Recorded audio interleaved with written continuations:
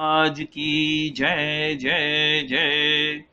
धाम धमी मुक्तो की जय जय जय। सर्वगुणातीत स्वरूपों की जय जय जय।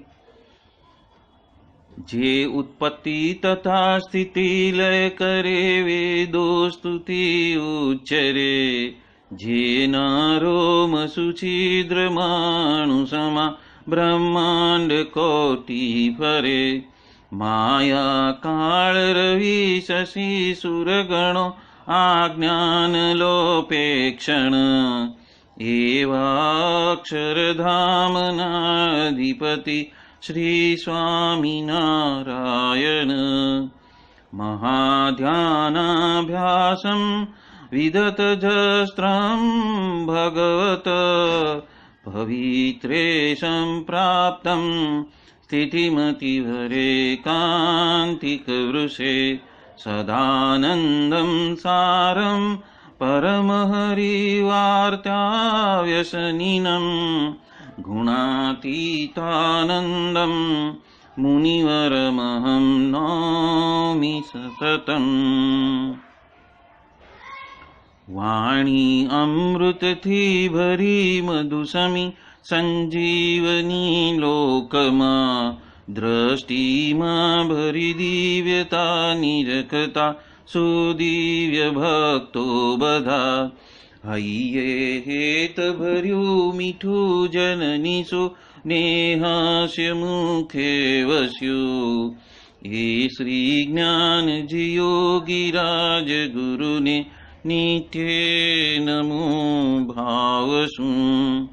जेनी अमृतवाणी तो अहिरहि साक्षात महिमा रूपे। जेनी ब्राह्मी स्थिति अहोलिन करे सुभव्य अक्षर पदे। शरणागत निज अल्प जीव सहुना श्रेयार्थ तत्पर रहे। काका स्नेहल सिंधु दिव्य विभुने हयो तो वंदन करे। जेठे शांत प्रशांत सागर समा साधु गुणे जे शोभता। जेना दर्शन ने समागम थकी शांति सहु पामता। जेचे मानस पुत्र काका जिना ने भजन मालिन रहे। एवा साधक वृंदना गुरु सुरत वंदन भरत भाईनी। भक्ति सभर गुलतान थईने महापूजा जे करे। अनुवृत्ति अद्भुत जाळवी रिझव्या काकाजीने। मलकंतु मुख पुलकित हयो युवानो ने जे गमे।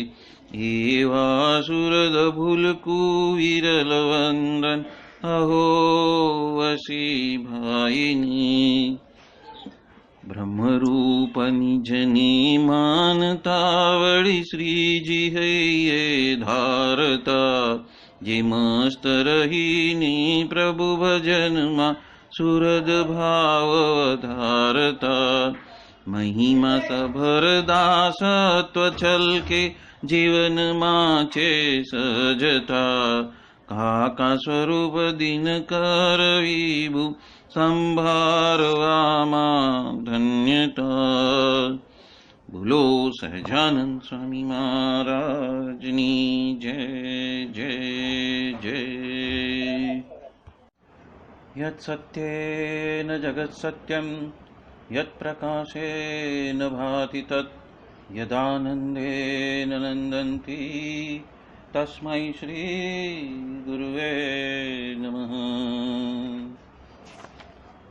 ध्यानमूलं गुरोर्मूर्ति पूजामूलं गुरोर्पदं।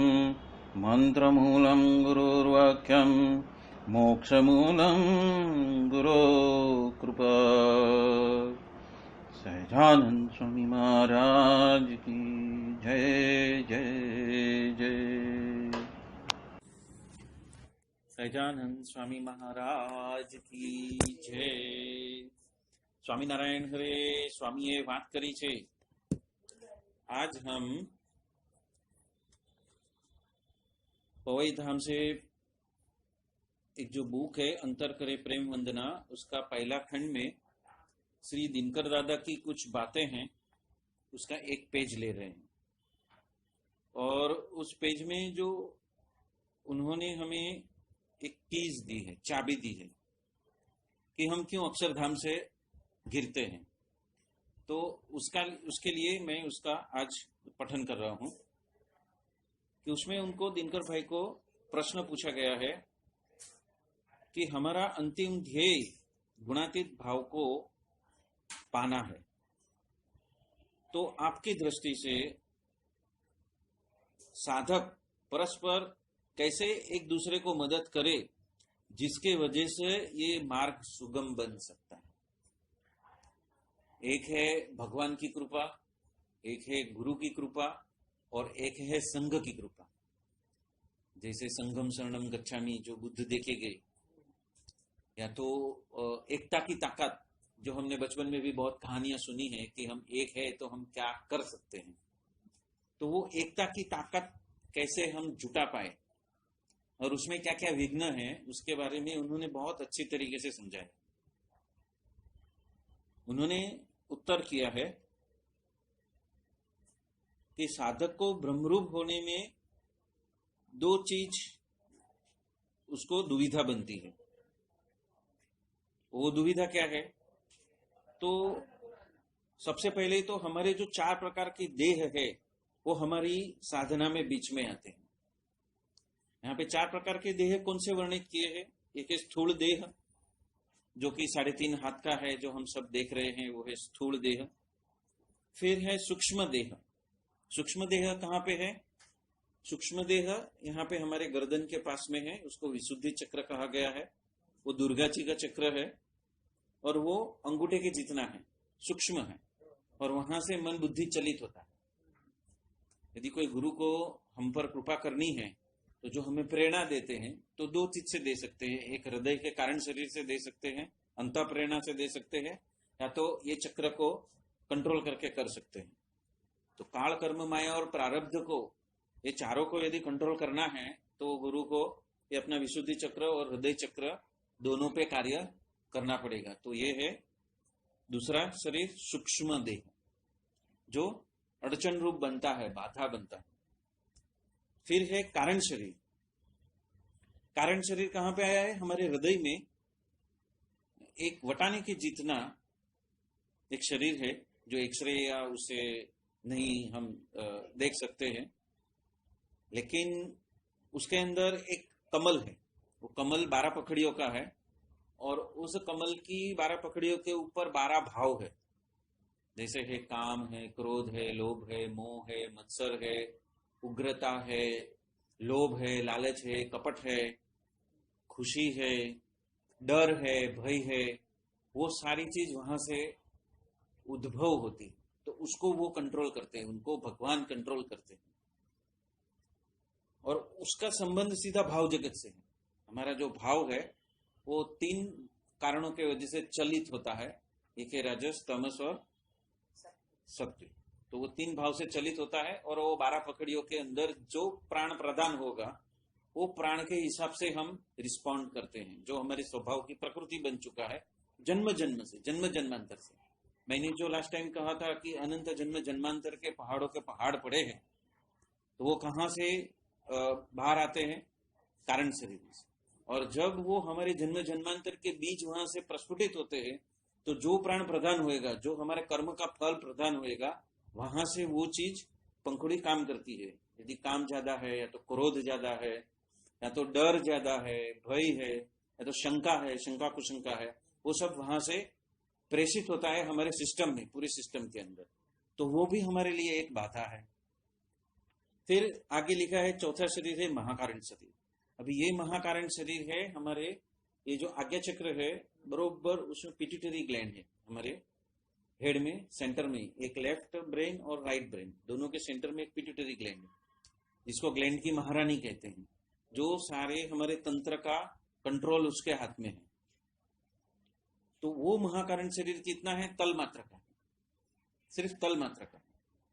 और जो तल मात्र का शरीर है वहां पे हमारे पूर्ण पुरुषोत्तम स्वामीनारायण भगवान वहां पे आत्मा के अंदर विराजमान है। कहाँ पे विराजमान है? जब हम जागते हैं, जागृत अवस्था में हैं, तो वो यहाँ पे विराजमान है। और जब हम सुषुप्ति में चले जाते हैं, निद्रावस्था में चले जाते हैं, तो वो हृदय में जाके निवास करते हैं। जब हम हमारे भौतिक शरीर का जो हमारा जो होश है वो हम खो देते हैं निद्रा में या तो समाधि में। दो जगह पे होता है। या तो हम बहुत खुश हैं तो हम हमारा देह भूल जाते हैं, जैसे कि हम दांडिया रास रमते हैं तो हमारा देह को भूल जाते हैं, तो चप्पल पहना है नहीं पहना है, टाइम कितना हुआ है, आगे कौन है पीछे कौन है, कुछ नहीं, हम भावावेश में हैं। तो जो एक भावावेश है तो उसमें हम हमारा स्थूल शरीर को भूल जाते हैं। समझो हमारा कोई एकदम नजीक का व्यक्ति अमेरिका जाके वापस आ रहा है तो हम भावावेश में आ जाते हैं, तो हम समय भी भूल जाते हैं, स्थान भी भूल जाते हैं। जैसे कि आज अभिनंदन छूट रहा है पाकिस्तान से, तो सुबह से लेके शाम तक लोग वाघा बॉर्डर से लेके अमृतसर के एयरपोर्ट तक लोग खड़े हैं। ऐसा बताया जाता है कि रिपब्लिकन डे में भी इतने लोग जमा नहीं होते, उतने ये 32 किलोमीटर में उतने आदमी जमा उसको बधाई देने के लिए खड़े हैं। तो भावावेश में उनको सुबह से खड़े हैं, उनको प्यास नहीं है, भूख नहीं है, कुछ नहीं है, बस हमें उसको देखना है, उसको बधाई देनी है। तो वो क्या है? हम सब कुछ भूल गए, भूख प्यास तरस धूप सब कुछ भूल गए। क्या है वो? हुजूम है ना, एक भाव है। वो भाव जब उमड़ता है, जो ये क्या है, ये टोली का संघ का भाव है।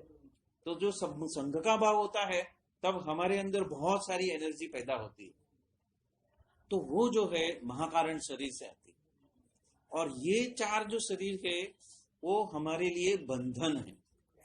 ऐसा अपने दिनकर भाई बता रहे हैं कि साधक को ब्रह्मरूप होना है तो ये चारों शरीर क्या है? बंधन है। अभी समझो क्रिकेट चल रहा है और हमारा ध्यान मूर्ति से हटके उसके अंदर चला गया, तो हमको 7 दिन क्रिकेट खत्म होने के बावजूद भी 7 दिन तक उसका छक्का चौका ही याद आएगा। हमें स्टेडियम ही याद आएगा, हमको और कुछ याद नहीं आएगा, हम भूल जाएंगे, सब कुछ भूल जाएंगे। जिधर भी जाएंगे तब उधर उसकी बात करेंगे। अरे विराट भाई ने सेंचुरी मार दी, अरे इसने सेंचुरी मार दी, अरे सचिन ने सेंचुरी मार दी। 2 जन मिलने चाहिए कि हम घंटों लग जाते हैं। तो ये अड़चन है। अभी ये महाकारण क्या है और कारण क्या है? कारण शरीर जो है काल कर्म माया और प्रारब्ध का निमित्त है, कारण शरीर। और जो महाकारण शरीर क्या है कि हमारा रोड मैप है। रोड मैप है मतलब हमने इस जन्म में किस समय में किस किस व्यक्ति को मिलना है और किस किस घटनाओं का सामना करना है, उसका रोड मैप महाकारण शरीर में होता है। तो गुरु जो कंट्रोल करते हैं वो चारों चीज को कंट्रोल करते हैं, स्थूल सूक्ष्म कारण और महाकारण। जब हमारा भाग्य हमसे बहुत विपरीत है, बहुत ही विपरीत है, तो क्या करते हैं गुरु? महाकारण शरीर को पकड़ते हैं, निमित्त को पकड़ते हैं, रोड मैप को पकड़ते हैं। रोड मैप को कैसे पकड़ते हैं कि रोड मैप पकड़ लिया तो उसका जो निमित्त है, उसका जो प्रारब्ध है, उसको भुगतने नहीं देते। जैसे परीक्षित, उसको ब्रह्मास्त्र मारा, लेकिन कृष्ण ने क्या किया? उसकी रक्षा की। उसका निमित्त था गर्भ में उसका मृत्यु होना, पर भगवान ने ब्रह्मरूप भगवान ने कृष्ण भगवान ने क्या किया?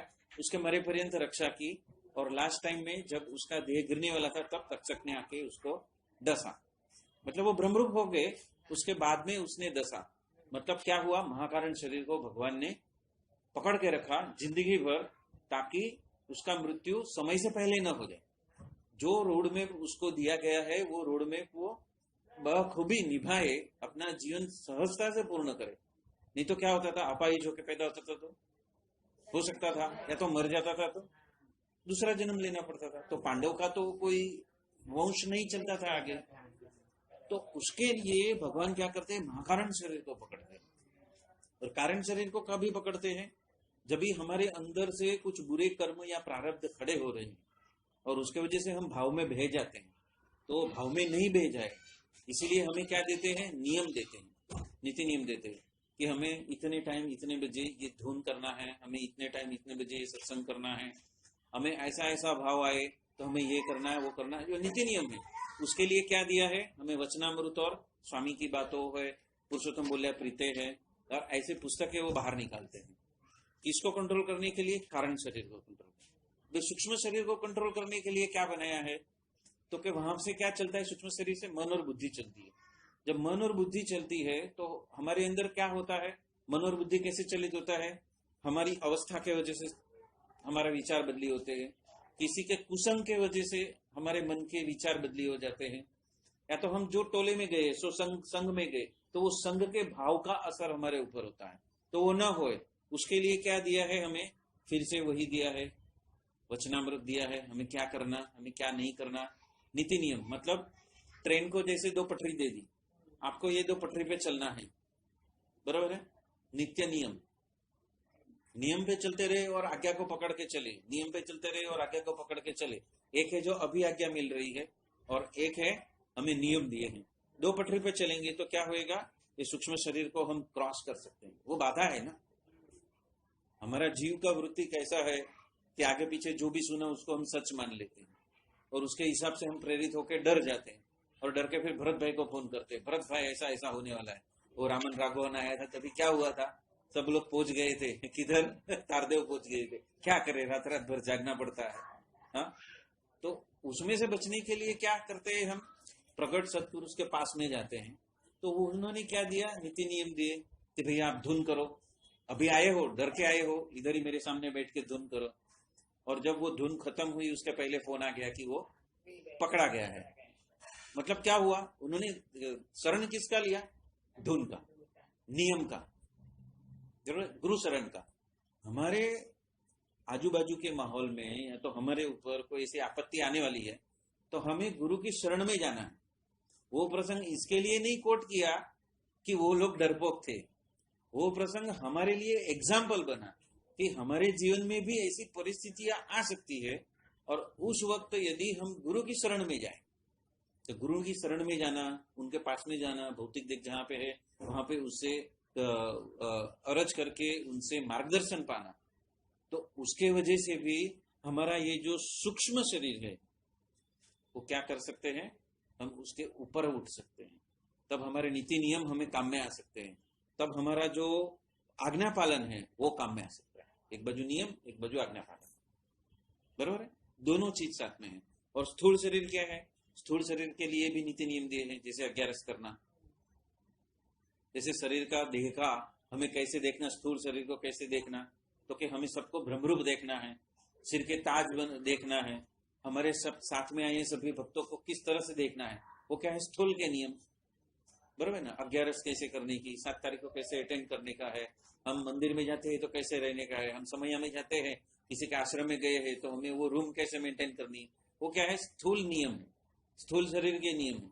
स्थूल शरीर से हम क्या क्या बिगाड़ सकते हैं और उसमें हम नीति नियम लाएंगे तो हम दिव्यता को पा सकते हैं। अभी कोई 10 बजे उठेगा, कोई 9 बजे उठेगा, कोई 7 बजे उठेगा और बोलेगा मुझे बस दो, तो हम समैया नहीं कर सकते, बराबर ना। तो वो भी स्थूल के नियम है। यदि स्थूल के नियम भी हम नहीं बनाएंगे तो क्या होएगा, हम उसका आनंद नहीं ले पाएंगे। अभी स्थूल का दूसरा नियम और एक क्या है कि हमने तय किया कि शुक्रवार को हम सब मिलके सत्संग करेंगे, वो भी एक स्थूल का नियम हो गया कि भाई हम हमारे अपने आप को उपलब्ध करवाएंगे ये टाइम पे, तो टाइम भी एक स्थूल हो गया और हमारा यहाँ पे आना वो भी एक स्थूलता की निशानी है, स्थूल शरीर लेके ही हम आए हैं, तो वो भी नियम है। तो नीति नियम ये 4 को महत्व दे सकता है। तो सत्संग उसमें सबसे प्राधान्य है कि क्यों उन्होंने ये पठन करने को बोला, क्यों सत्संग करने को बोला, कि सत्संग के वजह से हमें ये पता चलेगा कि हमारी सेफ्टी के लिए जो अड़चने आती है उसमें हमें कैसे हम बाहर निकल सकते हैं। हम अकेले सत्संग करेंगे तो उसमें मजा नहीं आता है, संघ में सत्संग करेंगे तो उसका आनंद कुछ और ही है। किसी दो को कोई प्रश्न उठेगा, उसका आंसर मिलेगा, तो हो सकता है वो आंसर किसी को 2 साल बाद 5 साल बाद काम में आए। और वो सुनने के लिए हम क्या करते हैं, हम रिकॉर्डिंग करते हैं कि समझो अभी मैंने सुन लिया, लेकिन सुनने के बाद 2 घंटे के बाद में समझो हम याद करने की कोशिश करेंगे तो क्या होएगा, कुछ की हम भूल जाते हैं। जो कुछ टेक्निकल नॉलेज है तो कुछ मेन मुद्दे हैं वो हम भूल जाते हैं। तो दो कारण है, तो उसके लिए भी नीति नियम क्या दिया है? या तो आप ये सत्संग का जो ऑडियो कैसेट है बार बार सुनो, या तो फिर आप खुद की डायरी लिखो। वो भी नियम है ना, स्थूल का नियम यह है, आप डायरी लिखो। जैसे 7 बजे आरती करो, वो भी एक स्थूल का नियम है। वैसे डायरी लिखो, वो भी स्थूल का ही नियम है कि यदि वो नियम को हम पालन करेंगे तो हमें ही पता चलेगा कि आज के सत्संग में मुझे याद कितना रहा, या तो मुझे टच करने वाला पॉइंट कौन सा है। समझो यहाँ पे 100 बातें हुई, लेकिन मुझे कौन सा स्पर्श हुआ, मुझे किसके ऊपर अमल करना है। मुझे जिसके ऊपर अमल करना है उसका मैं एक नोट डाउन लिख देता हूं कि मुझे आज से ये नियम को फॉलो करना है, और उसके लिए मैं 2 महीना, 4 महीना, 6 महीना उसको फॉलो करूंगा। तो उसके वजह से क्या होएगा कि वो मुझे रिमाइंडर देगा कि मैंने लिख के लिया, मैंने इसको प्राधान्यता दी। 100 बात को एक साथ में प्राधान्यता नहीं दे सकते, लेकिन कोई 2 बात को तो, या तो कोई एक मुद्दे को तो हम प्राधान्यता दे सकते हैं। और यदि वो उसको लिख लिया तो क्या होएगा, हम 1 महीने के बाद में भी वापस रिफर कर सकते, अरे इतनी सारी बातें हुई थी, मैंने किसको प्राधान्य दिया, मुझे किसके ऊपर कार्य करना है, मेरा कौन सा अंग है जिसके वजह से मैं ज्यादा से ज्यादा सत्संग के लिए मैं आकर्षित रह सकता हूं। तो वो यहां पे बताया है कि देह भाव को न ध्यान में रखते हुए हम आत्मा है, उस बात की हमें आदत हो जाए। ये एक अभी चाबी दी है कि हमारा परिस्थिति क्या रहता है, हमारी आदत क्या है, हम अपने देह को ही सब कुछ मान के बैठ गए।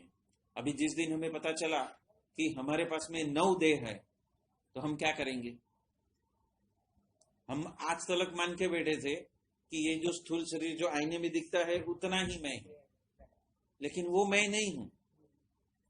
जो भगवत गीता में इसके वर्णन नहीं किया है, लेकिन जैसे हम उसके आगे आते हैं, जो ज्ञानेश्वरी गीता में 10 देह का वर्णन लिखा हुआ है। उसके भी आगे आएंगे अवधूत गीता, उसमें भी बहुत कुछ दिया है। उसके आगे आएंगे गुरु गीता, उसमें भी बहुत सारी चीज है। और गुरु गीता के भी आगे आएंगे तो ये वचनामृत और गुणातीतानंद स्वामी की बातें जो हैं, उसमें और भी आसान तरीके से जन जन लोग समझ सके, उस भाषा में भगवान ने हमें निचोड़ करके दिया है। महाराज ने हमें ये क्या दिया है? निचोड़ दिया है। वो पोटली बांध के रखते थे ना, हाँ, क्यों बांध के रखते थे? सारे शास्त्रों का अध्ययन करने के बाद वेद, पुराण, भगवत गीता, बाकी जितने भी जैन शास्त्र थे, उस वक्त के जितने शंकराचार्य थे, महामुनि थे, वल्लभाचार्य थे, जो भी भक्ति मार्ग था, ज्ञान मार्ग था, कर्म मार्ग था, शास्त्र मार्ग था, कर्म मार्ग था, यज्ञादि सब जो थे, समाज के अंदर जो जो चीज गलत थी और उसमें से उनको क्या सुधार करना था, उसका पूरा गुटका उन्होंने बना के रख लिया। और वो क्या बन गया? वचनामृत और गुणातीतानंद स्वामी की बातें बन गई। तो वो हमें दिया है। तो वो भी क्या है? हमारे देह भाव का जो हमने चयन जन्म जन्मांतर से करके रखा है, उसमें से हम आत्मा रूप है, हम ब्रह्म रूप है, उसकी पहचान और उस बात की आदत हमें बार बार हो जाए, तो उसमें जो विघ्न आता है, ब्रह्मरूप होने में जो विघ्न आता है, वो नाश हो जाए। उसके लिए ये पैराग्राफ दिया है। तो ये एक चाबी मिल गई कि हमें सत्संग क्यों करना है। तो सत्संग इसके लिए करना है। अब गीता में ढूंढने को जाएंगे तो ये सारी बातें नहीं मिलेगी। ज्ञानेश्वरी गीता में जाएंगे तो उसमें सब शरीर तंत्र के बारे में गुढ़ार्थ बताया है, तो उसमें भी ये सब नहीं मिलता है। लेकिन महाराज ने क्या किया है? धाम, धामी और मुक्त तीनों का महिमा गा के हमें ये बताया है कि साकार ब्रह्म जो हमें आज तलक नहीं मिला था, पृथ्वी पे आया ही नहीं था, तो वो साकार ब्रह्म हमारे लिए सामने गुरु के रूप में साक्षात मौजूद है। गुणातीतानंद स्वामी को लेके आए। बाकी क्या हुआ था आज तलक, क्या हुआ था अपने भारत के पूर्व इतिहास में, जो भी हुआ वो क्या हुआ? या तो भगवान के अवतार आए, या तो फिर जिन्होंने ढूंढा उन्होंने क्या ढूंढा? या तो हमने देवलोक ढूंढा, या तो गोलोक धाम ढूंढा, या तो वृंदावन ढूंढा। उसके आगे नहीं जा पाए। अभी जैसे एक ओंकार, जैसे सिख लोग है तो वो ओंकार के ऊपर अटक गए, मतलब निर्गुण निराकार पे अटक गए। कोई लोग जो कृष्ण वाले हैं वो कहां पे अटक गए? गोलोक धाम तलक के अटक गए, ड्युअलिटी में अटक गए, द्वैत भाव में, राधा और कृष्ण मतलब स्त्री और पुरुष के भाव में ही वहां पे ही अटक गए। लेकिन गोपियां तो देव भाव से ऊपर चली गई थी, लेकिन उसका शास्त्र में वर्णन बहुत कम मिलता है। और वो टीचिंग्स उद्धव जी ने ली, और उद्धव संप्रदाय ने क्या किया? उद्धव जी ने क्या बनाया? ये अपना वैष्णव अपना स्वामीनारायण संप्रदाय बनाया। वही उद्धव जी ने हमारा स्वामीनारायण संप्रदाय बनाया, गोपियों से सीखते। गोपियां जिस भाव में रही थी वो भाव का प्रतिपादन करने के लिए स्वामीनारायण भगवान ने उनको निमित्त बनाया। तो उसका भी फायदा हमें मिल चुका है। जैसे जैन में जाएंगे तो वो सिद्ध लोक तलक ही अटके हुए हैं। वो महापुरुष मतलब न वैराट नारायण मतलब जो आदि नारायण है, महाविष्णु है, उधर तलक भी नहीं पहुंचे। फिर हम देखेंगे बुद्ध, तो वो शून्य में ही अटक गए। और बाकी सब लोग ओमकार के ऊपर अटक गए, तो निर्गुण निराकार तलक ही पहुंचे, उसके आगे जा ही नहीं सके। कि सगुण साकार है, लेकिन वो ओमकार जो साकार ब्रह्म है वो साकार होके गुणातीतानंद स्वामी बनके हमारे पास में आए। और वो अभी तलक भगवान की कृपा से वो गुणातीत सत्पुरुष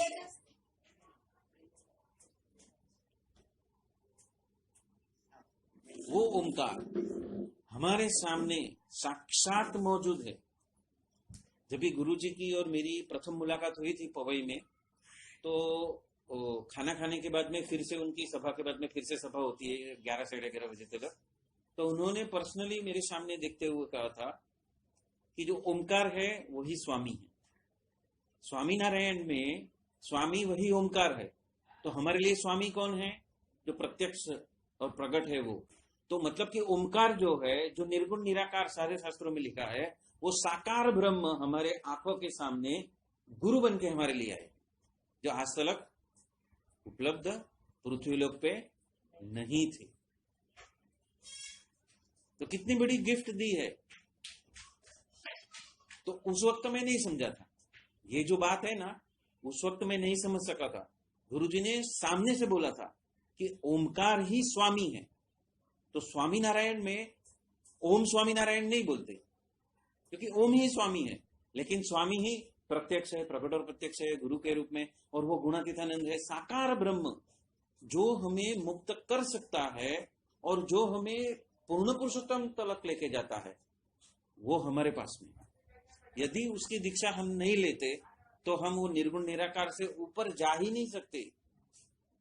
कई लोग वो सतलोक में जाते हैं, लेकिन सतलोक में जाने के बावजूद वो पूर्ण पुरुषोत्तम को नहीं देख सकते। सतलोक में गए हैं, वो गुरु को देख रहे हैं, लेकिन पूर्ण पुरुषोत्तम को नहीं देख पाते हैं।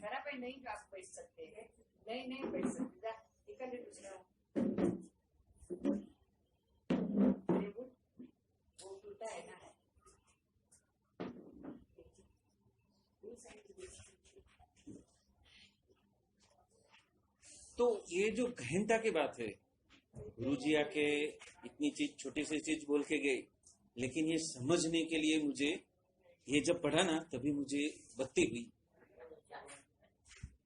ये जब पढ़ा ना मैंने, तब मुझे बत्ती हुई कि गुरुजी ने मुझे 2013 में जो बात कही थी, वो बात वही चीज यहाँ पे महाराज हमारे दिनकर भाई बता रहे हैं कि हमारी सबसे बड़ी अड़चन क्या है कि हम प्रकट सत्पुरुष को समझ नहीं पा रहे हैं।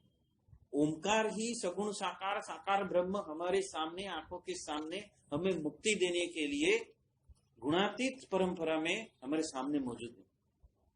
बाकी और किधर भी जाओ, निर्गुण निराकार सिद्ध माहौल में भी जाओ, गणेशपुरी में जो सिद्ध माहौल है, आप उसके पास में जाओ, नित्यानंद स्वामी के पास में जाओ, या तो आप अक्कलकोटी स्वामी समर्थ के पास में जाओ, या तो गणगण गणाथ बोते के पास में जाओ, या तो आप कबीर के पास में जाओ, सब लोग का एक ही प्रतिपादन है। शंकराचार्य के पास में जाओ, रामानुजाचार्य के पास में जाओ, सबका एक ही प्रतिपादन है। ओमकार के आगे कुछ भी नहीं है, निर्गुण निराकार के आगे कुछ भी नहीं है। लेकिन ये महाराज स्वामी नारायण भगवान हमारे लिए साकार ब्रह्म को हमारे सामने लेके आए, और वो परंपरा अखंडित रखी। अखंडित, ऐसा नहीं कि महाराज गए, गुणातीतानंद स्वामी गए तो वो तत्व चला गया, नहीं। तो हम कितने कितने कितने कितने सौभाग्यशाली है, हमें कितनी बड़ी लॉटरी लगी है, और लॉटरी हमें समझ में आती नहीं है। और हम सत्संग को गौण करके क्या करते हैं? संसार मेन, मेरे शरीर के रोग मेन, वो जानी चाहिए। वो क्यों नहीं जाते? हमारा ध्यान कहाँ पे है? जो प्रगट सत्पुरुष के सामने हमारा ध्यान रहना चाहिए। जैसे मैंने 4 चीज दी थी, श्वास प्रश्वास, फिर आगे मंत्र, मंत्र में भी ध्यान नहीं रहता है तो मूर्ति, और मूर्ति में भी ध्यान नहीं रहता है तो हृदय, हृदयाकाश, जहां पे वो साक्षात विराजमान है, वहां पे यदि मेरा ध्यान गया, या तो श्वास के ऊपर भी मेरा ध्यान गया, तो मेरा होश बढ़ेगा, और मेरा होश बढ़ेगा तो मुझे ये प्राप्ति का एहसास होएगा कि मुझे कौन मिला है। सदियों से कितने युगों की साइकिल चली गई, कलयुग सतयुग, कलयुग सतयुग, कलयुग सतयुग की कितनी साइकिल चली गई, कितनी साइकिल चली गई पृथ्वी के ऊपर से, लेकिन आज तक वो तत्व पृथ्वी पे आया नहीं। तो हम कितने लकी है कि पूर्ण पुरुषोत्तम स्वयं साक्षात साक्षात सगुण साकार ब्रह्म को हमारे सामने लाके हमारी मुक्ति के लिए उसके दर्शन करा के गए कि देखो जिसने सृष्टि बनाई है, जो सृष्टि का कर्ता हरता है, वो स्वामीनारायण भगवान स्वयं है। और ये बात है ना, 99% मुनि लोग जो गुणातीतानंद स्वामी के सामने हाजिर थे, जिन्होंने संबंध किया था पूर्ण पुरुषोत्तम से, वो भी समझ नहीं पाए थे। गुणातीतानंद स्वामी ने बहुत बार ये बात कहने की कोशिश की, लेकिन वो लोगों में से एक्सेप्टेंस नहीं हुआ, स्वीकार भाव नहीं हुआ। और हम कितने सौभाग्यशाली है कि आज ये बात हम सहजता से पकड़ पा रहे हैं। हम क्यों पकड़ पा रहे हैं? क्योंकि हम जन्म जन्मांतर से भगवान की आराधना में हैं। हमारी ये इच्छा है, मतलब हमने यूनिवर्स में एक हमारा संकल्प फेंका है हर जन्म में कि हमें भगवान चाहिए। तो भगवान जब आए हैं तो बोलते हैं कि मैं आया हूं, अब मुझे खाली पहचान, उतना ही करना है कि पहचान ले कि मैं हूं, साक्षात मौजूद हूं। इस संत के माध्यम से मैं ही हूं। संत भगवान नहीं है, लेकिन उसके माध्यम से मैं ही प्रकट हो रहा हूं। वो पहचान ले कि यही तेरा उद्धार करने वाले हैं। और ये बात ना गीता में 10वें अध्याय में अर्जुन को बताई थी कृष्ण भगवान ने। अर्जुन ने पूछा था कि मेरा मोक्ष कैसे होएगा, यदि मैं ऐसा कत्लेआम करूंगा तो मेरा मोक्ष कैसे होएगा। तो उन्होंने ये नहीं बोला था कि मैं मोक्ष कर दूंगा, उन्होंने अपनी तरफ उंगली नहीं की थी। उन्होंने क्या बोला था कि यदि तेरा संबंध गुणातीत सत्पुरुष के साथ में होएगा तो तुझे मुक्ति मिलेगी, तब तुझे मुक्ति मिलेगी। तो अर्जुन ने और सारे प्रश्न पूछे थे, और वो प्रश्न पूछने का आंसर क्या था? गीता का 14वां अध्याय गुणत्रय विभाग योग, वो अर्जुन के शंका कुशंकाओं का आंसर था कि वो गुणातीत सत्पुरुष कैसे होंगे। मतलब अभी तक तो तूने जोग किया ही नहीं है, अभी तक तूने ऐसे गुणातीत संत का जोग किया नहीं है। तो कृष्ण का जो अवतार था वो किसके लिए था? पुष्टि मार्ग के लिए था। लेकिन वो पुष्टि मार्ग किसके लिए था? वो ज्ञान जो पचा सके, वो किसको सौभाग्य दिया था? वो गोपिया कौन थी? जन्म जन्मांतर से हठयोग से हजारों लाखों साल तक जिसने तप किया था, उसको मौका दिया गोपी बनने का। और वो गोपी के अंदर ब्रह्मज्ञान प्रकट हुआ, उसका रसपान उद्धव जी ने किया, और उद्धव जी ने समयांतर पे स्वामीनारायण संप्रदाय का गठन किया। तो जो कृष्ण भगवान जो ज्ञान गोपी को दे सकते थे वो खुद भी दे सकते थे, लेकिन उसके बावजूद वो गोपालानंद स्वामी बन के आए। क्यों आए? क्योंकि उसका अर्जुन भी तो साथ में आया था ना, नर और नारायण साथ में ही चलते हैं। तो अर्जुन भी आए और गोपालानंद स्वामी कृष्ण भी आए। तो और एक दूसरा ग्रंथ है जो मेरे घर में पड़ा है, जो मुझे भूपेंद्र भाई ने दिया था, उसमें कृष्ण की 108 पटरानी भी आई है जन्म लेके, और स्वामीनारायण भगवान की साधना की है, उसका सारा वृत्तांत उसमें लिखा है। बोला कभी समय मिलेगा ना तो वो भी पढ़ेंगे कि नारद मुनि कौन बन के आए, जो अरुण कुमार। हाँ तो बोला हाँ रूटीन शुक्रवार को पढ़ेंगे और मंगलवार को वो चीज ऐसी चीज पढ़ेंगे। तो भूपेंद्र भाई ने इतना बढ़िया बुक मुझे लाके दिया था ना, मैंने पढ़ा था उस वक्त, और जब जिस वक्त पढ़ा था मेरे रोंगटे खड़े हो गए थे कि कृष्ण भगवान की 108 पटरानियां ये स्वरूप में है, सदानंद स्वामी के पास में हाजिर थी। सनत कुमार जो थे वो ये रूप में आए थे, पांडव जो थे ये रूप में आए थे, बाकी के जो ऋषि मुनि थे वो ये रूप में आए थे। सब लिखा है कि ये ऋषि ने ये अवतार धारण किया था, ये नाम धारण किया था, यहाँ पे जन्मे थे और भगवान को इस साल में यहाँ पे मिले थे, और उन्होंने ऐसा ऐसा ऐसा युग प्रवर्तन का काम किया था, और वो अक्षर पुरुषोत्तम का सिद्धांत इस जन्म में सीखे। भले ही उन्होंने अनंत ग्रंथ लिखे, इवन वेद व्यास जी भी आए थे जिन्होंने ग्रंथ लिखा भागवत का, श्रीमद् भागवत का, वो भी जन्म लेके उनको भी भगवान ने मौका दिया। क्योंकि फर्स्ट टाइम हाँ भरत भाई ने हाँ मैं भी हाँ दिनकर भाई ने लिया था हाँ बोला बोले ना कि कभी नित्यानंद स्वामी ऐसे बोले कि ये तो मैंने कभी का लिखा है कृष्ण का इससे भी ज्यादा मुझे मालूम है बराबर वही है क्यों हाँ नहीं बोला था उन्होंने हाँ क्यों नहीं बोले थे हाँ नहीं बोले लास्ट तक हाँ नहीं बोले बहुत अच्छा है वो कृष्ण का वर्णन किया मुरली की बात है इसकी बात है उसको ये तो पड़ेगी मालूम है कि ये चीज वो नहीं है कि ये तत्व वो नहीं है वही मान नहीं रहे तो वही ये इसका एक्सटेंशन है जो उस दिन दिनकर भाई ने जो प्रतिपादित किया ना उसका मंथन मेरे अंदर चलते रहा और मैंने ये पढ़ा और ये पढ़ा तो ये अंदर से ऐसा रहस्योद्घाटन होता है कि अरे ये चीज जो है जो दिनकर भाई हमें कहना चाहते हैं कि जो चीज कृष्ण भगवान ने 10वें अध्याय में अर्जुन को कहा था कि ऐसे संत तुम्हें मिलेंगे तो ही तेरा उद्धार होएगा वो संत ये है।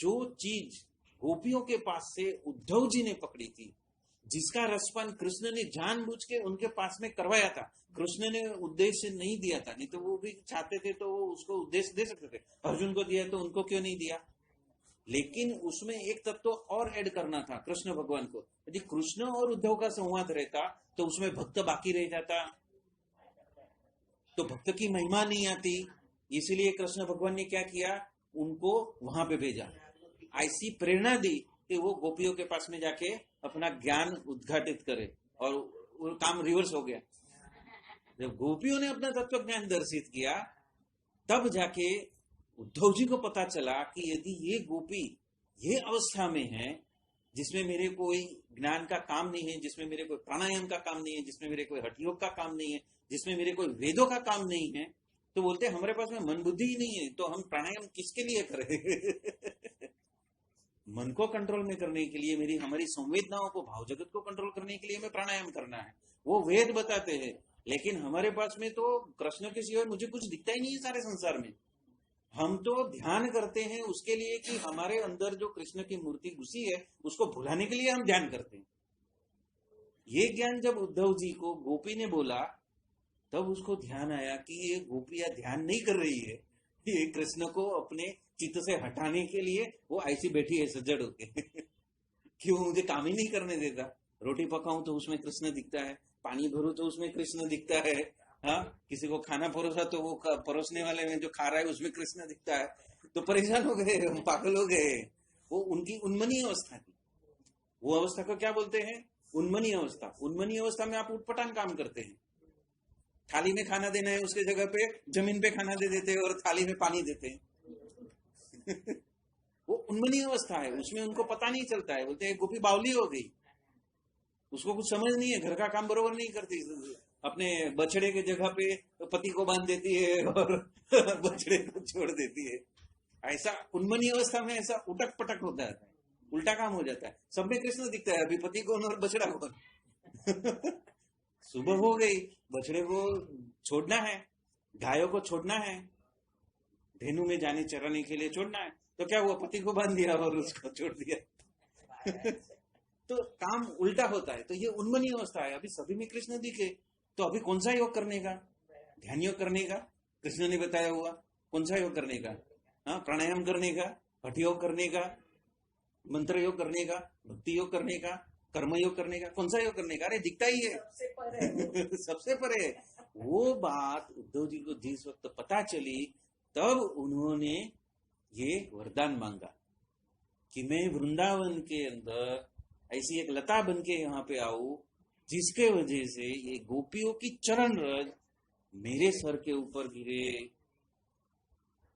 तो वो क्या था वो थर्ड एलिमेंट धाम धामी और मुक्त दासत्व भाव और भक्त क्या महिमा आज तक हमने क्या किया है राधा और कृष्ण सीता और राम वही किया है प्रभु और गुरु लेकिन यहाँ पे काका जी पप्पा जी ने इस तीसरे तत्व को एक्साइट किया जो काम रह गया शास्त्री जी महाराज के टाइम पे जो काम रह गया योगी जी महाराज के टाइम पे जो काम रह गया वहां पे वो संस्था में रह के, BAPS की संस्था में रह के जो काम अधूरा रह जाना था, उस काम को अंजाम देने के लिए किसको चुना? महाराज ने काकाजी पप्पाजी को चुना कि ये धाम धामी और मुक्त, ये जो मुक्त का जो एलिमेंट है, यदि वो एलिमेंट को हम एक्टिवेट करते हैं तो वो उद्दीपक का काम करेगी, और जब वो उद्दीपक का काम करेगी तो तुम्हारा मोक्ष सहज हो जाएगा। प्रार्थना करवाई ना स्टार्टिंग में, क्यों प्रार्थना करवाई? कि आपकी कृपा से, आपके ही अनुग्रह से सहजता से दृढ़ हो जाए। आसान नहीं है, क्योंकि विलन कौन है? स्थूल, सूक्ष्म, कारण, महाकारण। ये चार क्या है? विलन है। वो विलन का काम करेंगे ही, वो हमें ब्रह्मरूप नहीं होने देंगे, वो हमें उल्टे पाटे पे ही चढ़ा देंगे रोड पे जाते होंगे तो ट्रैक पे चढ़ा देंगे, रेलवे में चढ़ा देंगे, रेलवे में जाते होंगे तो प्लेन में बिठा देंगे, उल्टा काम ही करेंगे, मतलब जो नहीं करना है वही कराएंगे। हाँ, तो विलन है। वो यहाँ पे बता दिया दिनकर भाई ने, और ये बात बताई उद्धव जी ने, और ये बात सीखी। तो हम क्या है? सब सीख रहे हैं। तो हम सब क्या है? अर्जुन से भी आगे निकलना है हमें। अभी तो हरिप्रसाद स्वामी सबको क्या बोल रहे हैं कि हम सब अर्जुन हैं, लेकिन काकाजी पप्पा जी ने हमें क्या बनाया? उद्धव जी बनना सिखाया।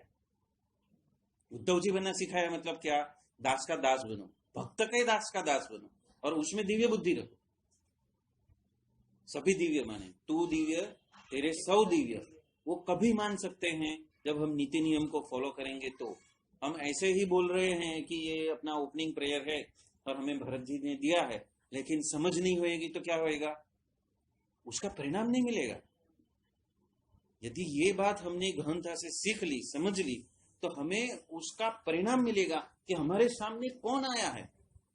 जो बात स्वामीनारायण भगवान और गुणातीतानंद स्वामी नहीं कर सके, जो बात जागा स्वामी नहीं कर सके, भगत जी महाराज नहीं कर सके, शास्त्री जी महाराज और योगी जी महाराज नहीं कर सके, उनको 40-40 साल छुपा रहना पड़ा। एक ऑर्डिनरी साधु बन के योगी जी महाराज को छुपा रहना पड़ा। और वहां पे काका जी और पप्पा जी महाराज ने क्या किया? योगी जी महाराज ही भगवान का स्वरूप है, धनाधन चालू किया ना काम। हाँ, एटम बम फोड़ने का चालू किया ना। मतलब कब तक रुकेंगे? पृथ्वी पे इतने सारे जीवों का उद्धार करना है, और वो तत्व उद्धव जी का वो तत्व ही बाहर उजागर नहीं होएगा, और वो प्रैक्टिकल नहीं आएगा। हकीकत में आना चाहिए ना, हमारे संवेदनाओं में आना चाहिए, हमारे होश में आना चाहिए, हमारी गतिविधियों में आना चाहिए, हमारे रोज बरोज के नित्य क्रम में वो चीज आनी चाहिए। वो नहीं आएगी तो क्या होएगा? जो फल चाहिए वो फल नहीं मिलेगा। हमें जो ब्रह्मरूप होना है वो हम ब्रह्मरूप नहीं बन सकेंगे, क्योंकि ये 4 विलन तो काम अपना काम करने ही वाले हैं। ये चारों विलन हैं, तो चारों विलन तो काम करने ही वाले हैं, और उसको पार जाना है।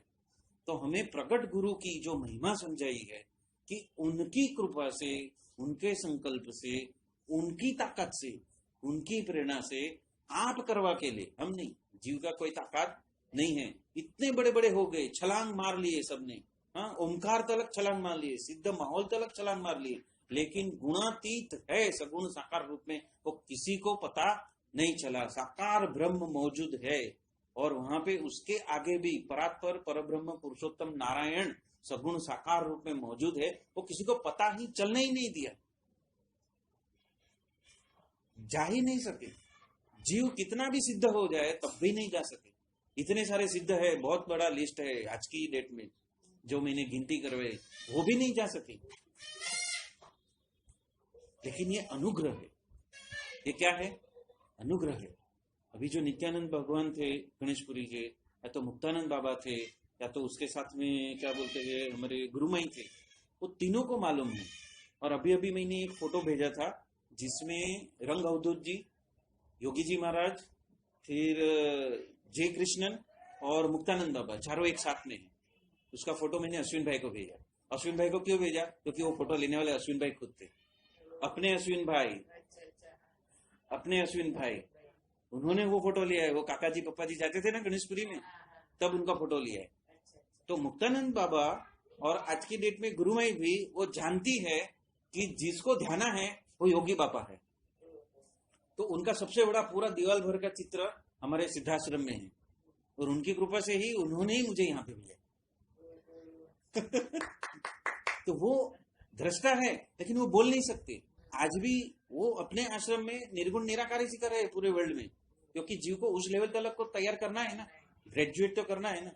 ग्रेजुएट हो जाएगा तो फिर उसको प्रवेश मिलेगा तो पीएचडी मिलेगी कि भाई तुमको किधर जाना है, बराबर ना। आज भागवत कथाकार भी है, कृष्ण राधा की उपासना करने वाले भी है, वो कबीर को पढ़ने वाले भी है, एक ओमकार वाले भी है। क्यों? क्योंकि जीव को उस लेवल तक ऊपर लाना है, उसकी चेतना को बढ़ाना है। वो चेतना बढ़ गई तो नेक्स्ट जन्म में वो उधर आएगा। तो आज से खाली 100 साल के बाद में ये स्वामीनारायण संप्रदाय पूरे विश्व में फैल जाएगा, क्योंकि वो जो एलिजिबल हुए हैं, भगवान चाहिए, भगवान चाहिए, भगवान चाहिए, भगवान चाहिए, भगवान चाहिए, लेकिन उसका जो बेसिक जो इंफ्रास्ट्रक्चर फाउंडेशन उसका जो मजबूत होना चाहिए, उसकी जो प्यास बढ़नी चाहिए, गुरु भक्ति बढ़नी चाहिए, गुरु आज्ञा में रहना आना चाहिए, वो सब वहां पे उनका इम्प्लांट ट्रेनिंग है, मतलब ग्रेजुएट लेवल तक का ट्रेनिंग है। तो वो अगले जन्म में कहां पे किसके पास में आएंगे? महाराज के पास में आएंगे। इसके लिए कितने मंदिर बन गए वर्ल्ड में? 1200 से ज्यादा मंदिर बन गए ना स्वामीनारायण के। जहां देखो वहां स्वामीनारायण ना मंदिर है। क्यों? क्योंकि जो जो एलिजिबल हुआ है, जिसकी चेतना व्यवस्थित है, उसको ही अंदर लिया जाएगा। सबको एंट्री नहीं है, सबको एंट्री नहीं है। तो यदि आज आप आए हो तो आपके अनंत जन्मों के पुण्य का उदय हुआ है और वो महाराज ने आपको ग्रहण किया है, उसके वजह से आप यहाँ पे हो। नहीं तो ये दरवाजा अंदर आके कोई बैठ नहीं सकता। इतने लोग आते जाते हैं। कितने साल हो गए? 25 साल, 25 साल से ऊपर हो गए, 25 साल से ऊपर हो गए, लेकिन यहाँ पे कोई एंट्री नहीं मार सकता है, क्योंकि ये जो तत्व है ना वो पीएचडी लेवल का है, सामान्य लोगों का नहीं है। और समझ में नहीं भी आए तो एक ही बात है, मुझे जो मिले हैं वो सर्वोपरि मिले हैं। जैसे हमने लास्ट टाइम में देखा था कि सर्वोपरि बिना नहीं मानते तो क्या होता है? अक्षरधाम से पतित हो जाते हैं। तो वो चीज जो है, जो यहाँ पे बैरिकेड्स बोलते हैं, या तो यहाँ पे अड़चन बोलते हैं, या तो यहाँ पे विलन बोलते हैं, वो सारे विलन को हमें क्रॉस करना है। समझेंगे तो ही क्रॉस कर सकेंगे। हमको समझ ही नहीं है तो हम क्या मान के बैठेंगे? नहीं है, हमसे मुमकिन नहीं है। लेकिन मुमकिन तुम्हें नहीं करना है, गुणातीत को करना है। अपने खुद के बल से कुछ करना ही नहीं है, गुरु के बल से करना है। गुरु के बल से करोगे तो ही वो संभव है। वो भी यहाँ पे बताते हैं। यहाँ पे कैसे बताते हैं कि देह भाव को हमें गिनती में लेना ही नहीं है, तो हम इसी जन्म में ब्रह्मरूप हो जाएंगे। तो कितनी बड़ी चाबी दी है। तो जिस तरह से अपना नाम हम समझो शादी करके जाते हैं और हमारा नाम चेंज हो जाते हैं, तो नए नाम से हमारी एकता हो जाती है। ठीक उसी तरह मैं ब्रह्मरूप हूं, उसके साथ में हमारी एकता हो जाए। आज तक हम क्या मान रहे थे? मैं स्थूल शरीर हूं। आज हमने क्या जाना? मेरे पास में 9 शरीर है, और वो 9 शरीर में से 4 शरीर क्या है? विलन का काम करते हैं। वही समझ में आ गया तो हम क्या करेंगे? मैं ब्रह्मरूप हूं। अब हम होश से हम उसको सतर्कता में रहेंगे, हम होश में रहेंगे कि नहीं मैं ब्रह्मरूप हूं, जो ये दिखता है वो मैं नहीं हूं। और उसके बाद हम जुड़े नाम को हम भूल जाते हैं। ठीक उसी रीत से हमें ब्रह्मरूप हूं, मैं ब्रह्मरूप हूं, ऐसा यदि हम मान लेते हैं तो देह भाव नष्ट हो जाएगा और गुरु कृपा से हमें आगे बढ़ना है। यहाँ पे उन्होंने शब्द प्रयोग किया है, क्या? गुरु कृपा से, अपने बल से नहीं, अपनी साधनाओं से नहीं, हमारे मंत्र जाप से नहीं, हमारे ये घंटा बजाने से नहीं, साधन करने से नहीं, पर किसके वजह से? गुरु की कृपा से हम आगे बढ़ेंगे। ये जो शब्द है ना बहुत स्पेसिफिक है। दिनकर भाई की कुछ भी चीज हम पढ़े ना तो उसमें इतने सारे गहनता होती है, और वो गहनता जब मैंने पढ़ा ना तो हा हो गया। मैं बोला ये तो अभी ये बहुत बड़ा धड़ाका कर दिया। ये साकार ब्रह्म हमारे सामने उपस्थित है, जिसको ओमकार कहा है, जिस ओमकार निर्गुण निराकार के कितने जीव अटक के पड़ गए हैं, और वहां पे हमें उद्धव जी का ये साक्षात्कार हुआ। कृष्ण भगवान ने खुद उद्धव जी को चुना कि जो गोपियों ने आत्मसात किया था, जो जन्म जन्मांतर से अनंत जन्मों में लाखों लाखों करोड़ों जन्म उन्होंने जिसने उपासना की और शास्त्र की रचना की है, वो लोग को जब उद्धव जी जान सके, क्या बोलते हैं? ये व्यक्त होता है ना, अरे ये तो मैं आज तक नहीं जानता था। अरे ये गोपिया जिसको मैं ग्वालन समझता था, अनपढ़ समझता था, उसने मुझे ये तत्व का दर्शन कराया। तब जाके ये रहस्योद्घाटन हुआ है। और वो चीज हमें बताई है कि जब हम निर्दोष बुद्धि हो जाएंगे। गोपिया में क्या था? निर्दोष बुद्धि थी। वो निर्दोष बुद्धि किसके वजह से ला पाए थे? स्थिर क्यों पाए थे? क्योंकि उन्होंने जन्म जन्मांतर से भगवान की आराधना की थी, भगवान चाहिए ऐसा ऑर्डर दिया था, हमने भी दिया है, लेकिन हम अपने आप को समझ नहीं पाते, उठने ही नहीं देता है, क्योंकि हम अपने बल से उठना चाहते हैं ना। हम अपने बल से उठना चाहेंगे तो नहीं होएगा, तो विलन हाजिर ही है, बोलेगा रुक जाओ क्यों जाना है पवाई, नहीं जाना है, नहीं तुमको देह में ये तकलीफ है, उधर ये तकलीफ है, पैसा नहीं है, ये नहीं है, सब अरेंजमेंट करके नहीं दिया है, नहीं जाना है। एक अपना भजन है ना, उसमें एक लाइन में रहे भारन भूतावरणो सहज आनंद माहुरऊ तारा गए जीवी जाऊ, तू ही था ये, जीवी जाऊं, तारा बड़े हूँ जीवी जाऊं, तारा अंतर नाद में, तारा अंतर माहौल में, हाँ तारा अंतर माहौल में, हाँ वो बहुत बढ़िया भजन है। ये जो है ना, तारा बड़े जीवी जाऊं, एकदम एग्जैक्ट बराबर, हाँ कि तारा बड़े हूँ जीवी जाऊं, रहे भार न भूता, हाँ 51 भूतों का भार न रहे हमारे ऊपर। नहीं पंचभूत है इतना ही नहीं है, वो तो केजी लेवल का ज्ञान है, लेकिन 51 जो भूत है जो ये शरीर को 9 शरीर बनाने में लगे हैं, उससे परे जा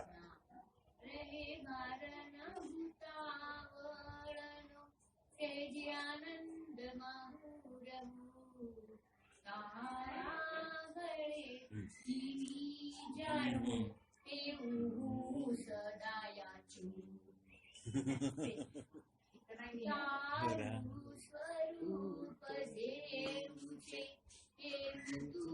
ओळखावजे, केवळ तारो प्रकाश ए अखंड मनावजे, प्रत्यक्ष ब्रह्म स्वरूप तारा सहले आऊ सुरीची वेगाळी, करजे तारा मारसरी, स्वामी मारो सेवक तारो, ये भावना पड़ना भूलू।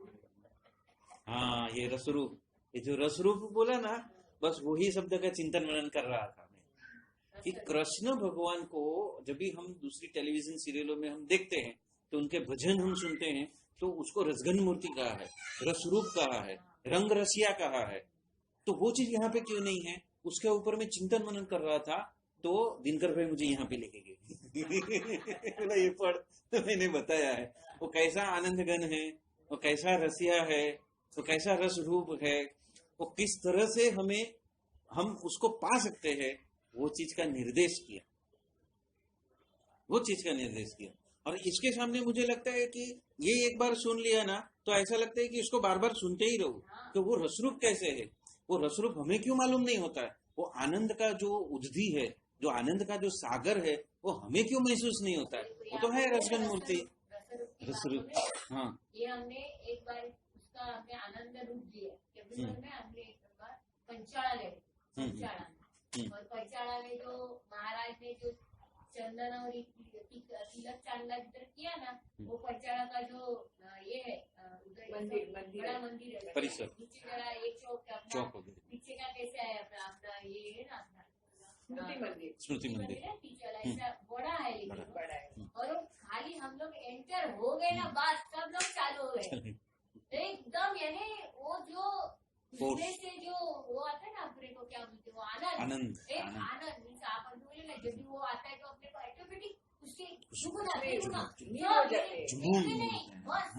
उड़ता है, सब उड़ने लगते हैं, सब उड़ने लगते हैं एकदम, ऐसा चिदाकाश में ऐसा उड़ने लगते हैं, तब देह का भार भी नहीं लगता है, देह का वजन भी नहीं लगता है, देह का वजन भी महसूस नहीं होता है, जैसे हम एकदम हल्के फुल्के हो गए, काल कर्म माया प्रारब्ध सब पुण्य पाप सब हट गया, वो 70-80-100 किलो का वजन सब हट गया, एकदम हम हल्के फुल्के हो गए पतंग के जैसे हो गए, आनंद आनंद आनंद आनंद, रोम रोम में आनंद हो गया। कभी ऐसा हो गया, कभी भी वो आनंद महसूस होता है, ऐसा नहीं कि सचमुच कैसे हम लोग एंटर हो गए तो चालू हो गए, तो हम लोग रुक नहीं सके।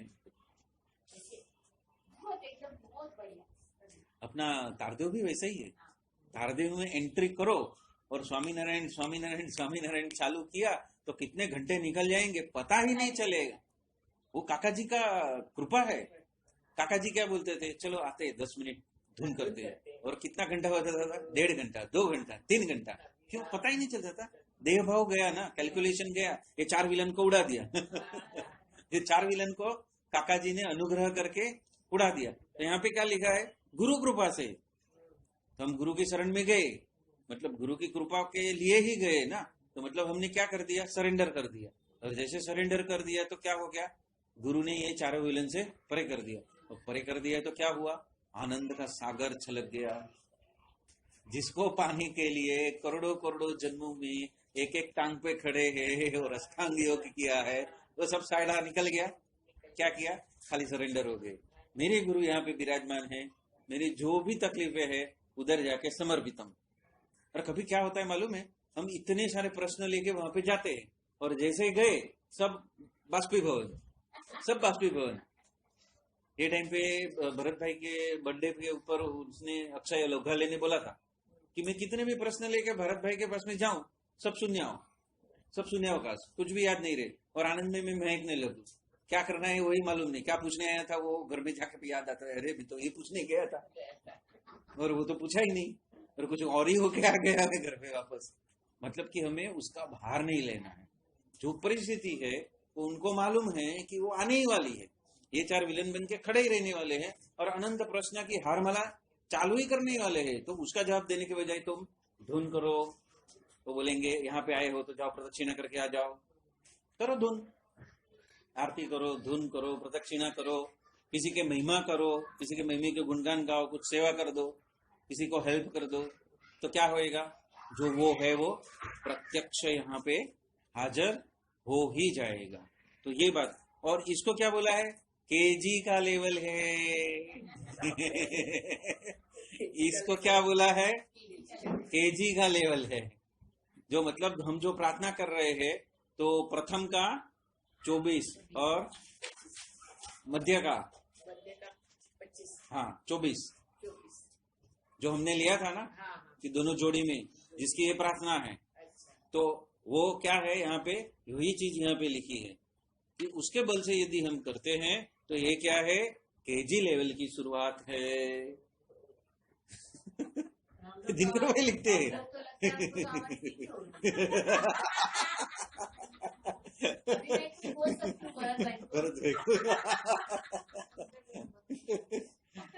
तो यहाँ पे वो भी उन्होंने लिखा है, क्योंकि ये चीज है ना बहुत समझनी है, बहुत समझनी है, बहुत समझनी है कि क्यों हमें दास का दास बनना है।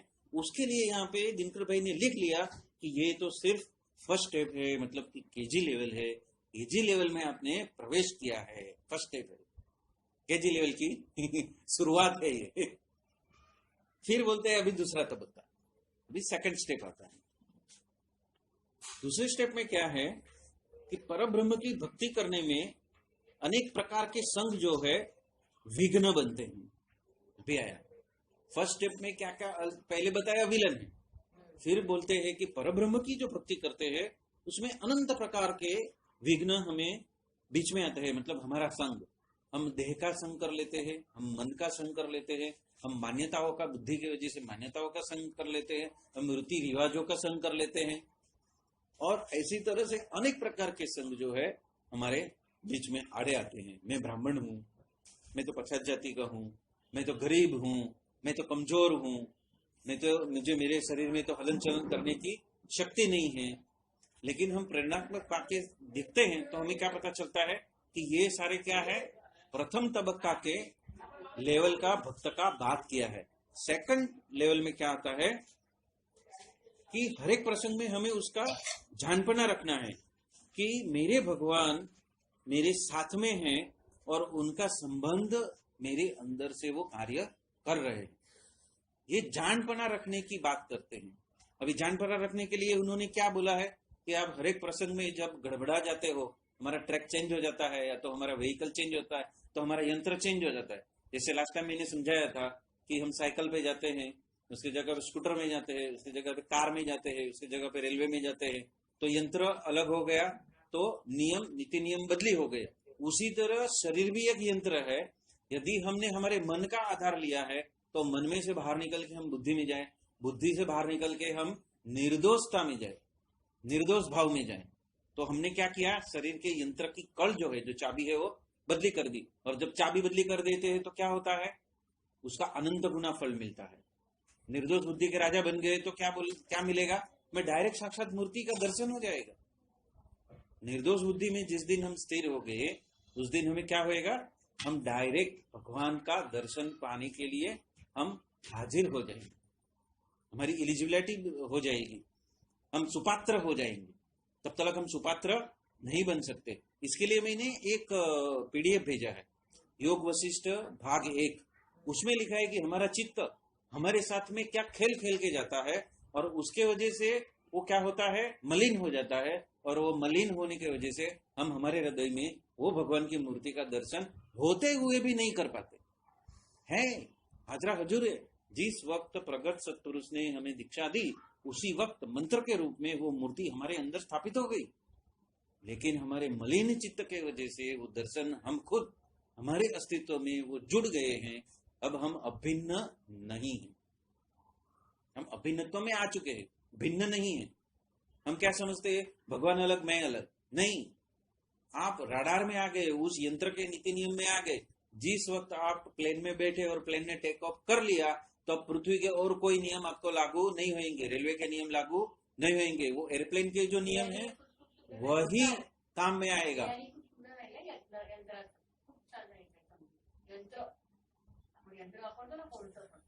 जैसे देवी देवता के यंत्र यूज करते हैं तो वो यंत्र का फायदा हमें मिलता है, बरोबर है। उसी तरह जिस यंत्र का हम सहाय, तो ये शरीर भी क्या है, यंत्र ही है।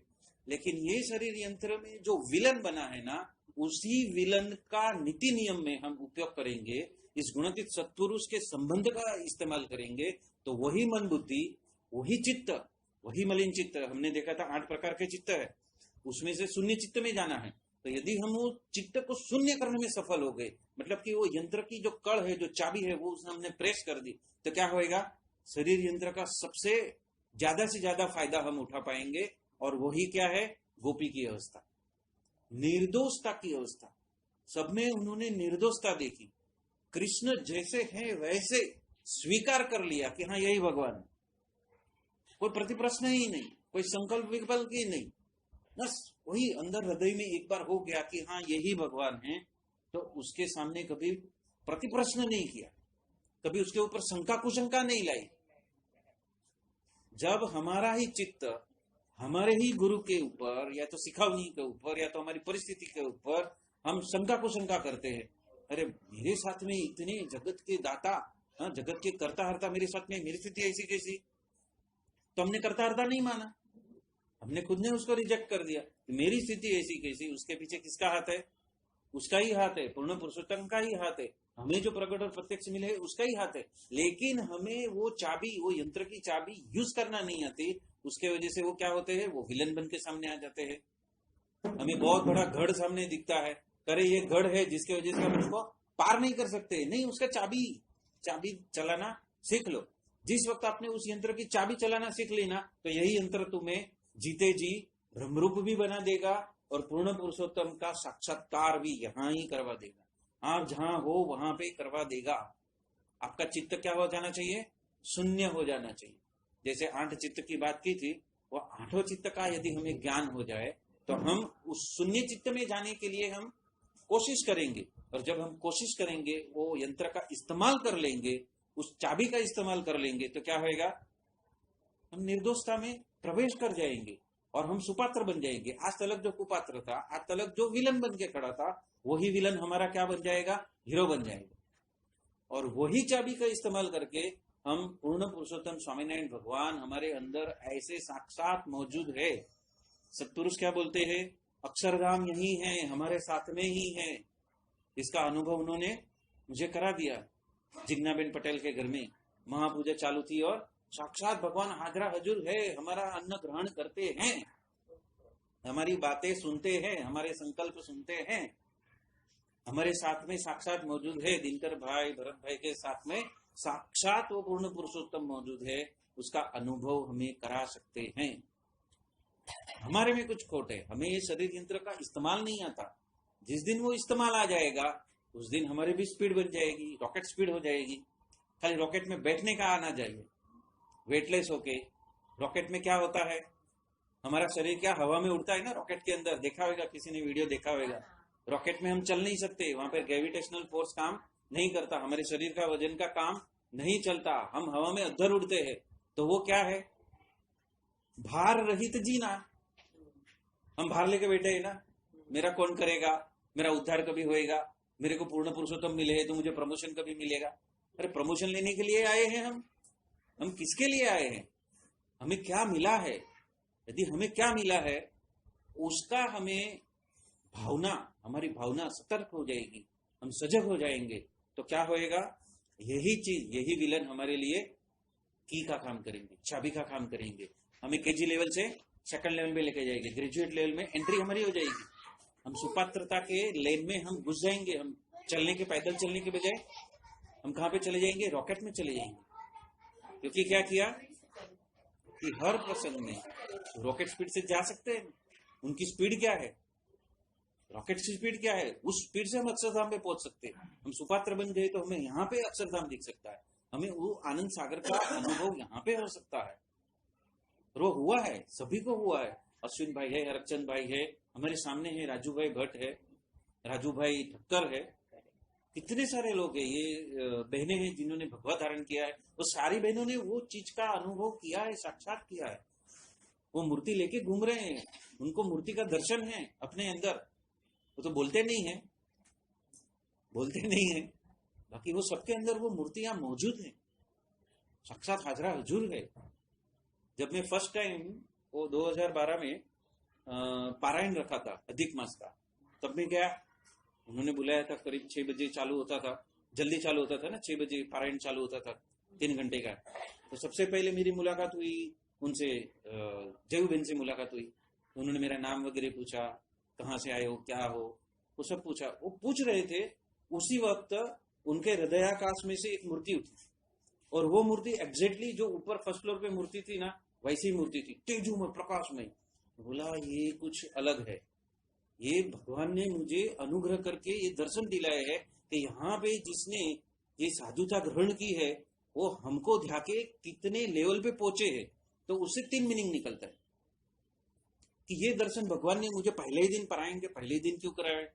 हालांकि 2010 में मैं शिविर अटेंड कर चुका था, वो हॉस्पिटल के पीछे था, उस वक्त नहीं कराया, लेकिन अभी कराया, पारायण के टाइम पे कराया। गुणातीत का पारायण था, उस वक्त क्यों कराया। तो जो चीज, हाँ तब मैं था, मैं आया था 2010 में भी।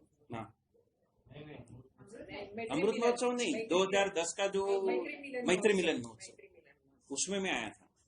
तो भगवान ने 2010 के बजाय 2013 में ये दर्शन क्यों कराए। तो उसका कंटेम्पलेशन में आज करता हूं ना, तो अभी पता चलता है कि उसका मतलब अभी हम निकाले तो उसका 3 मतलब होता है। नंबर 1, यहाँ पे जो संत है, जो संत बन के यहाँ पे भरत भाई, वसी भाई को ध्या रहे हैं, उन्होंने ये लेवल सिद्ध कर दिया है कि उनके अंदर ये मूर्ति साक्षात मौजूद है और ये मूर्ति धारक संत है, ऐसे आलतू पालतू संत नहीं है। दूसरी बात ये आती है कि यदि शिष्य इतना पावरफुल है तो गुरु कैसे पावरफुल होंगे, दूसरी बात।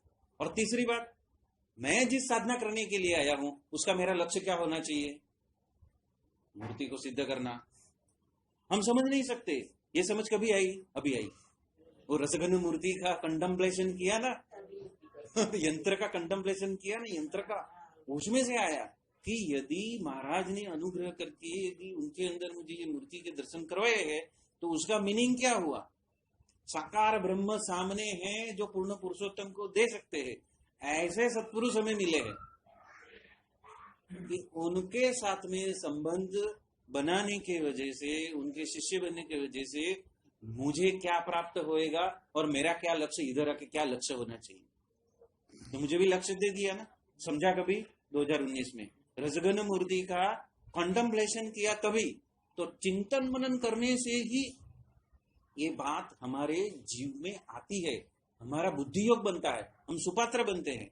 नहीं तो क्या होता है, हाँ दिखाया भगवान में इतनी सामर्थ्य है या तो ये संत इतने पावरफुल है, उसमें अटक जाते। नहीं, उसमें नहीं अटकना है, उसके आगे चिंतन मनन करो।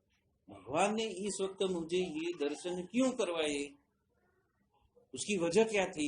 नहीं, एक वजह नहीं हो सकती। उन्होंने साधना क्या की है, उसके हृदय में कौन सी मूर्ति है, वो दिखाने के लिए थोड़ी मुझे दर्शन करवाए। वो पर्पस हो ही नहीं सकता, न्यूनता हो ही नहीं सकती, मौड़ी बात हो ही नहीं। तो उनका पर्पस क्या था, उनका लक्ष्य क्या था, उनका अनुग्रह क्या था, उनकी अनुवृत्ति क्या थी, उसका जब तक आप चिंतन मनन नहीं करोगे। हर साल में इसका चिंतन मनन करता था, हर साल में चिंतन मनन करता था। अभी 2015 में आए ना, तो वो बात फिर से निकली थी। तो जयूबेन बोल रहे थे कि दिनकर भाई को जाके बोलो मुझे ये मूर्ति का दर्शन हुआ है। बोला नहीं, मुझे नहीं बोलना है, वो अंतर्यामी है। यदि मैं जाके बोलता हूं कि मुझे इनमें ये मूर्ति दिखाई दी है, मैं उनको बताने जाता हूं, मतलब मैंने उनको अंतर्यामी नहीं माना, मैंने उनको सर्वज्ञ नहीं माना। बोलना ही नहीं है, बोला 2 हाथ जोड़ता हूं, मैं नहीं बोलने वाला, क्योंकि मैं समझा नहीं था। मैं समझा नहीं था क्या समझाना चाहते हैं, वो नहीं समझा था, वो अभी समझ में आया। लेकिन आप एक्सपीरियंस लिख के दे सकते हैं, वो मालूम है मंदिर में आने के बाद जो एक्सपीरियंस वो experience very big thing, very big thing, बहुत बड़ी बात है। इसीलिए मैंने एक संकल्प किया था अपनी शताब्दी के टाइम पे कि मैं एक बुक लिखूंगा, और भरत भाई ने, दीर्घन भाई ने, दोनों ने उसको कैंसिल कर दिया, नहीं करना है, क्या सेवा करो। उनको बुक नहीं लिखने का है। और जैसे शताब्दी खत्म हुआ ना, तो ये चालू हुआ, ये चालू हुआ। दिया ना काका जी का, तो काका जी देखो क्या बोलते हैं, काका जी बोलते तुम्हारा स्वरूप खाली तुमको दर्शन और इसके लिए ही है, बाकी तुमको जो भी प्रॉब्लम है, जो भी कुछ है, वो तुम भगवती के साथ में बात करो। स्वरूप के लिए खाली स्वरूप को खाली दर्शन। देखो आपने क्लिप भेजा है 47 उसके पहले 45 या 46 में, आज जो है 47 भेजा है, 7 भेजा है। लेकिन उसमें काका जी ऐसी बात करते हैं कि जो आपको मिला है उसके लिए खाली दर्शन, आपको उसके साथ कुछ नहीं बात करना है। वो अंतर्यामी है, वो सर्वज्ञ है। हाँ, आपको जो भी करना है आपके भगवती के साथ करो, जो आपके साथ में दूसरे साथ है, हरि भक्त है उनके साथ, आपको उसका खाली दर्शन ही है बस। तो आप ऐसे बोलते तो कितना बड़ा माहौल है।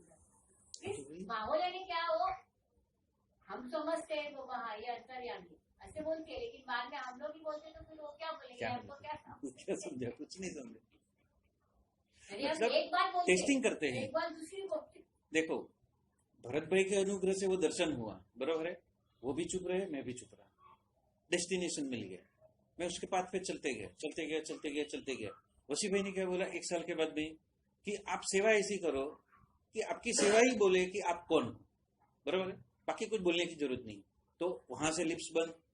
फिर तीसरा साल आया, जो ये प्रसंग बना, तो जानबूझ के दिनकर भाई ने उनके अंदर ये विचार डाला कि आप अतुल भाई को ये बोलो, कि आप दिनकर भाई को ये बोलो।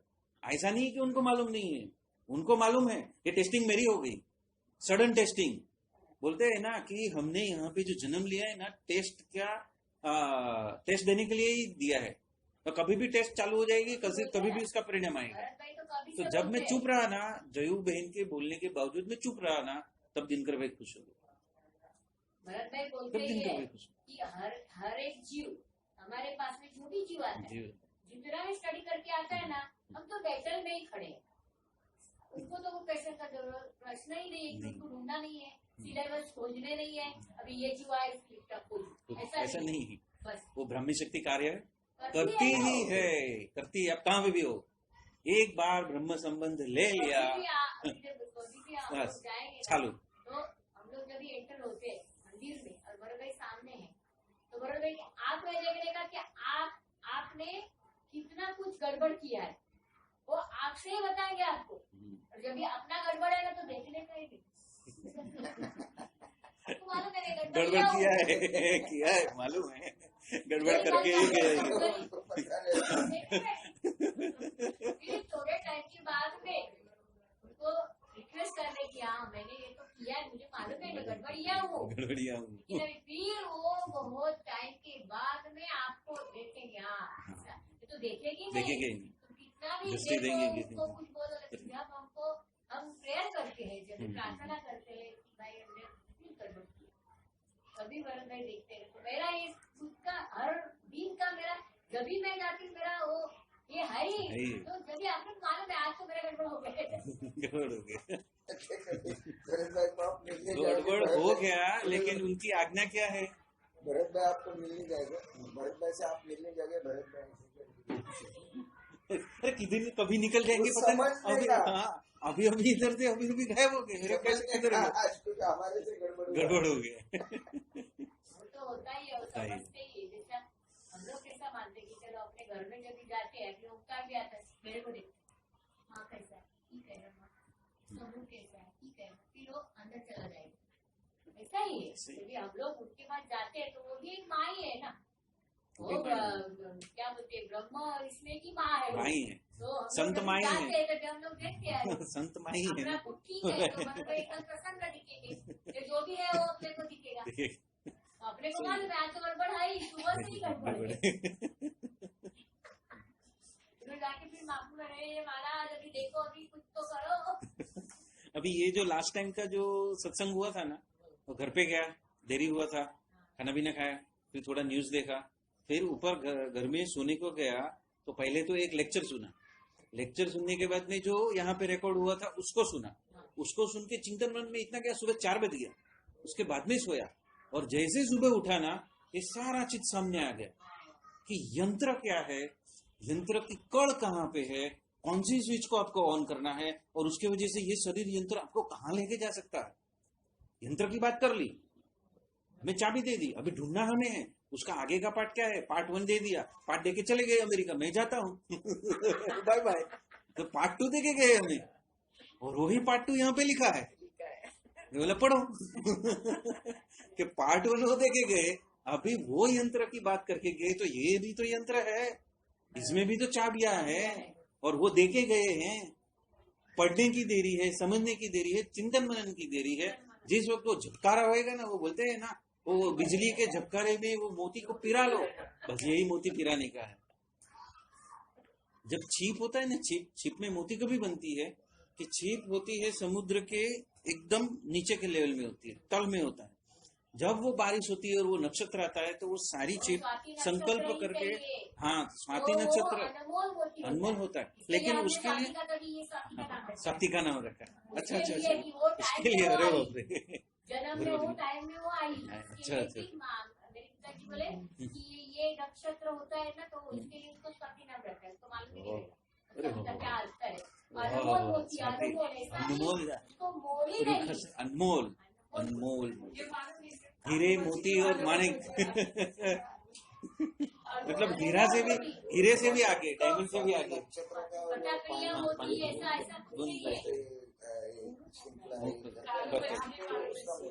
और वो जो शुद्ध स्वाति नक्षत्र का बूंद लेने के लिए उसको तल में से ऊपर आना पड़ता है, सरफेस पे आना पड़ता है, और सरफेस पे आके वो छिपने से अपना मुंह बाहर निकालना पड़ता है। और यदि अपने आप गिरा तो लेने की कोशिश नहीं करनी, अपने आप वो मुंह में आया तो वो पानी के बूंद लेके फिर उसमें से मोती होने के लिए वापस नीचे जाते। ऐसा ही हमारा है चिंतन मनन, चिंतन मनन, चिंतन मनन, चिंतन मनन। जब तक चिंतन मनन नहीं होगा ना, चित्त हमारे हाथ में नहीं आएगा।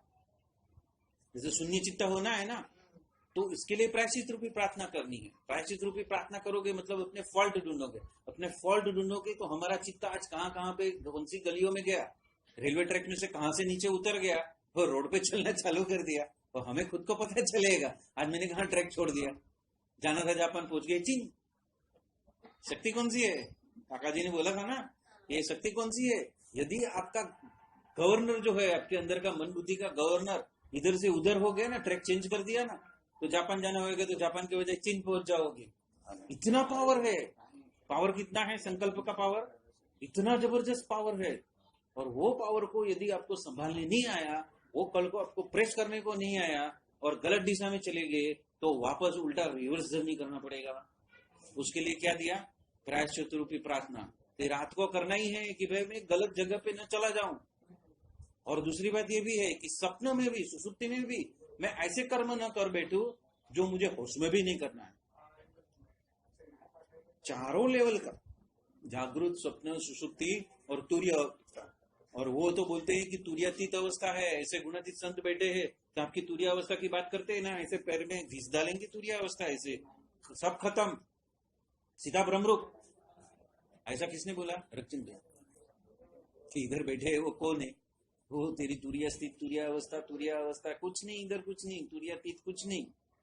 ऐसे ऐसे करेंगे ना तो तुर्यातीत बोला बैठे बैठे ऐसे करेंगे ना, ऐसे बड़े बैठे हैं एक दृष्टि भी नहीं करेंगे, खाली ऐसा संकल्प लेके ऐसा किया ना तो तुर्यातीत अवस्था किधर चली जाएगी? भाजीपाला बोला भाजीपाला ऐसे संत है। तो उसकी बात कही है कि हमें क्या मिला है, यदि उसका हम बरोबर से समझ के ऊपर शिफ्ट नहीं होंगे। समझ, एक तो ज्ञान मतलब समझ, होश और अमलीकरण, ये तीन नहीं होएगा तो क्या होएगा? हम वो नहीं पा सकेंगे जो हमें पाना है। तो उसके लिए सेकंड स्टेप है कि हर एक प्रसंग में 9 बज चुका है ना, तो मैं आज यहाँ पे ही समाप्त करता हूँ। ये पैराग्राफ हम बाद में लेंगे। सहजानंद स्वामी महाराज की जय, जय जय आनंद की जय, देव की जय, काका जी पप्पा जी शताब्दी महोत्सव की जय।